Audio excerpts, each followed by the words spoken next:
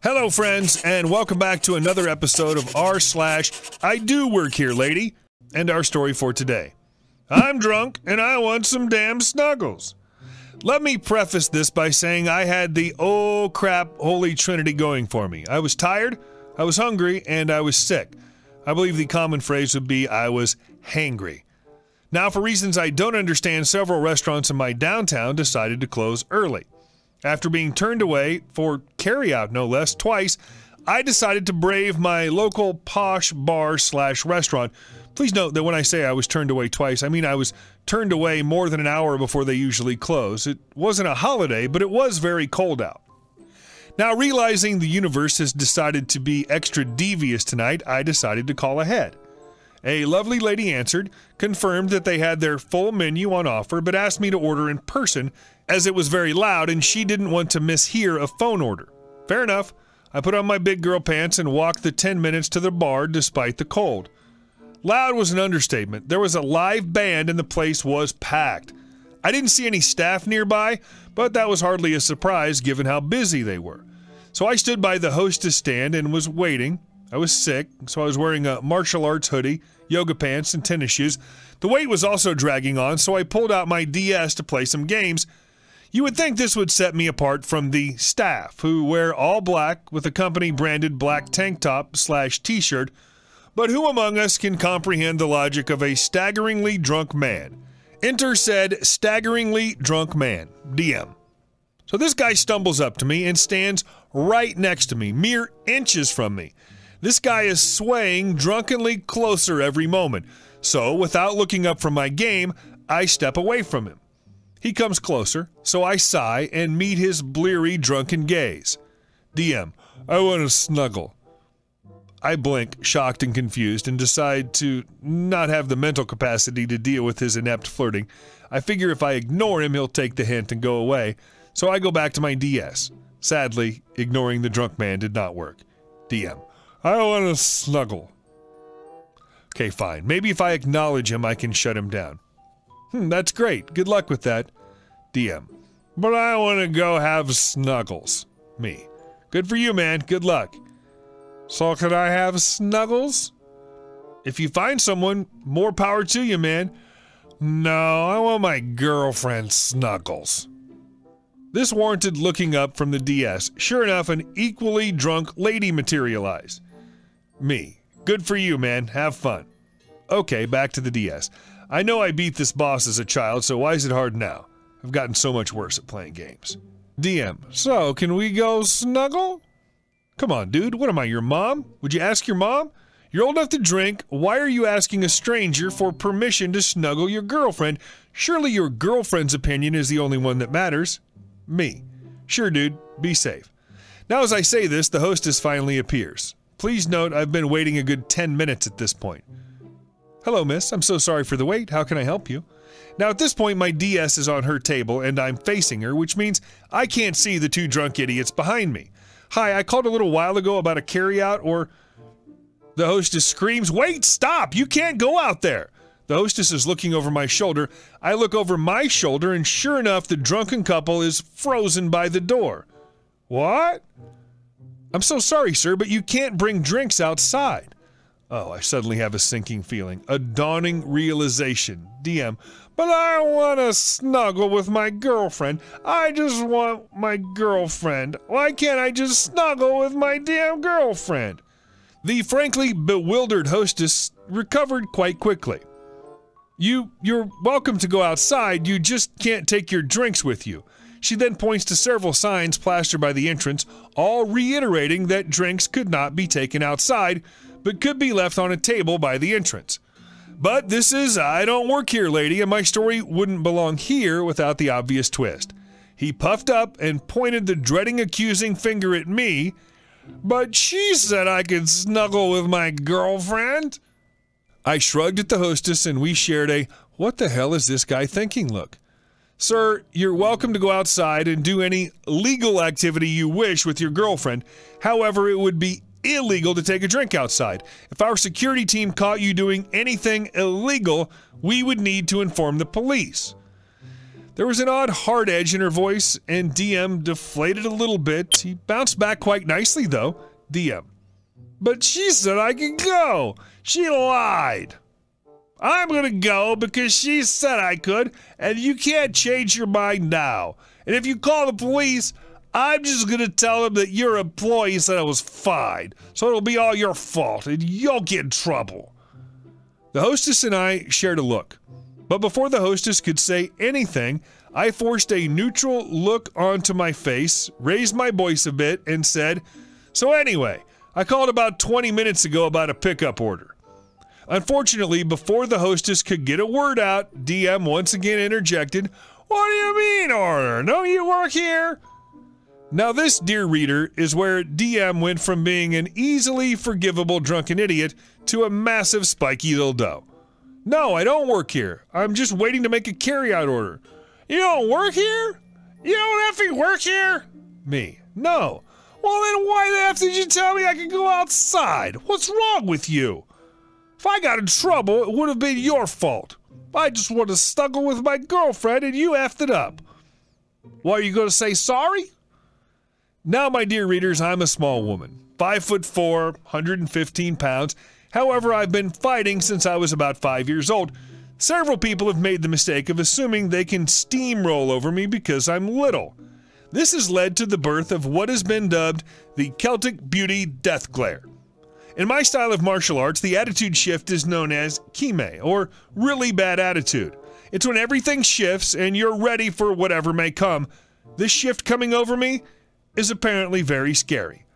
Despite his drunken stupor, DM seemed to realize he'd goofed. He took a step back, and I took a step forward. I was here, waiting for my order, minding my own business, playing my video game. You interrupted my game. You wouldn't leave me alone. You kept asking for my permission to be a damn adult, so act like a damn adult. Apologize for being an idiot and move on. He took another step back, blinked at me for a few moments, then whispered a hasty apology. "I'm sorry. I'm super drunk. Sorry." He then grabbed his girlfriend's hand and retreated to the other side of the hostess stand. He then addressed the hostess. "I need some air. I want to be with my girlfriend. Can you hold our drinks?" The hostess, who's trying really hard not to bust out laughing, declined. "I'm sorry, I can't, but that table right over there by the door is for storing drinks when you go outside." "I can't leave my drink there. Somebody'll steal it." "Sir, that's what the table's for. You can't take your drink outside. You can either leave it at your table, finish it, or put it on that table." "No, put it behind the bar. That way no one will take it." "Sorry, sir, that's not an option. You can either finish your drink, leave the drink at your table, or leave it on the table by the door." The hostess and the drunk guy went back and forth a few times before he finally chugged the rest of his drink. The girlfriend quietly put her drink on the table and they both stumbled out the door. Hostess gives me a pained smile. "I'm so sorry, just give me one more second." She ran over to the door and spoke with a security guard for a moment, then came back. "Sorry, I had to ask him to check on them, make sure they aren't doing anything stupid." Now, at this point, despite my hanger, I was quite drawn into the drama. "But they left their drinks. Are you worried about them vomiting?" She looked at me a moment, seemingly having an internal debate. "Well, not really. They can't do anything illegal. I have a feeling that snuggles is a polite word for something that isn't legal in public." We both awkwardly looked at each other for a moment, and then she seemed to remember that I wanted some food. "So, I'm sorry for the wait. What can I get you? Have you seen the menu?" Me, "No, but I've been here before. I'll have the lobster ravioli and a carpaccio to go." And then it happened. Her face absolutely fell. A look of utter horror crossing her face.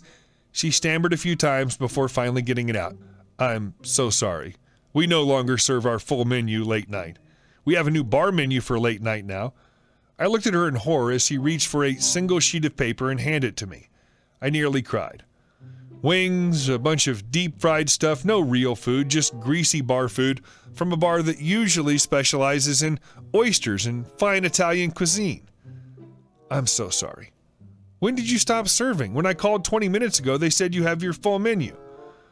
"I am so sorry. You spoke to me. I couldn't understand you. That's why I asked you to come in. I stood there for a few minutes, absolutely defeated, but the host was genuinely so apologetic that I shrugged and went to find somewhere else to eat. I choose to believe that the couple legitimately wanted a quiet moment away from the abrasive music together. Epilogue. For those of you who want to know if I finally did get some damn dinner, yes, but that was an ordeal in and of itself.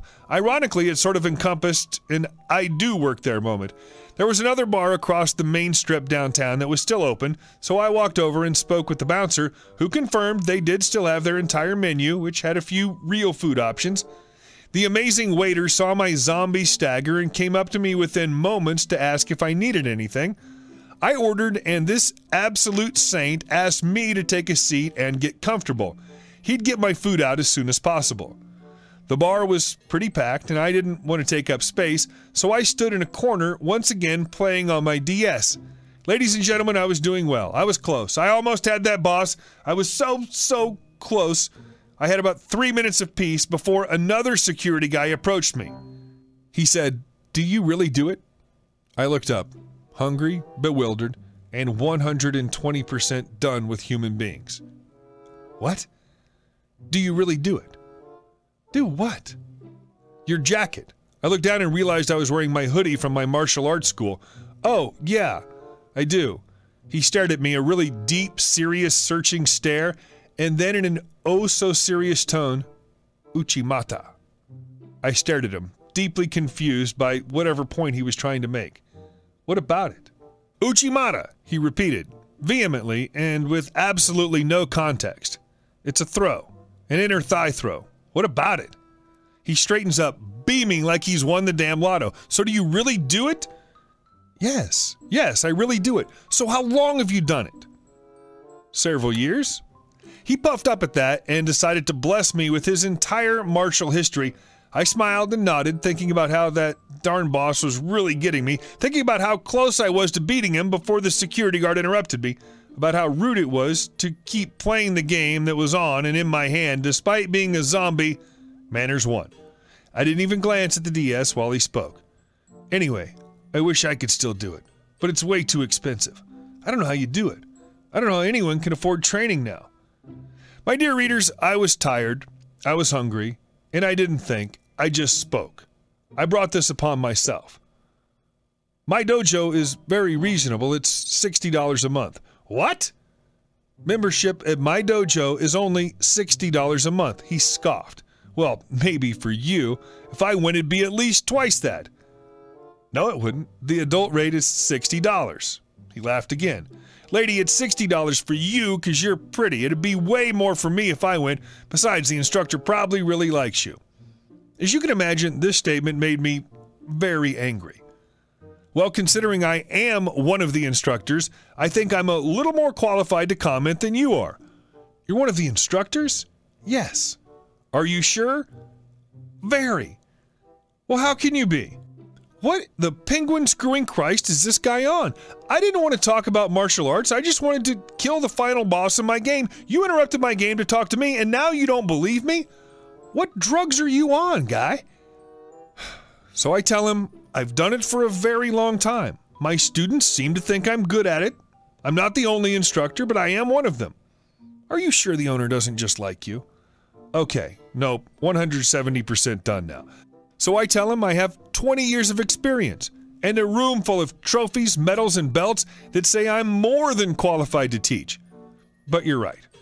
He gave me the biggest crap-eating grin. The owner does like me. Actually, he loves me. The idiot actually smiled wider. The owner is my father. Thankfully, that shut him up. Within a minute, the angelic waiter came over to hand me my food. I could have hugged him. The food was actually decent, but at that point, I'm pretty sure SpaghettiOs would have made me happy. Now, for those of you who are wondering why I waited so long to eat, my roommate wasn't feeling well either, and we agreed to eat together once his university courses let out. Typically, this isn't an issue, but a lot of restaurants closed super early, so none of our regular spots were available. No clue why everything closed so early. My best guess is it was the cold. My roommate was in a different restaurant throughout these ordeals, as we both were getting carryout. I finally beat the boss after I ate my damn dinner, by the way, in case you're curious. Alright, hope you guys enjoyed the story, and I'll see you in the next video.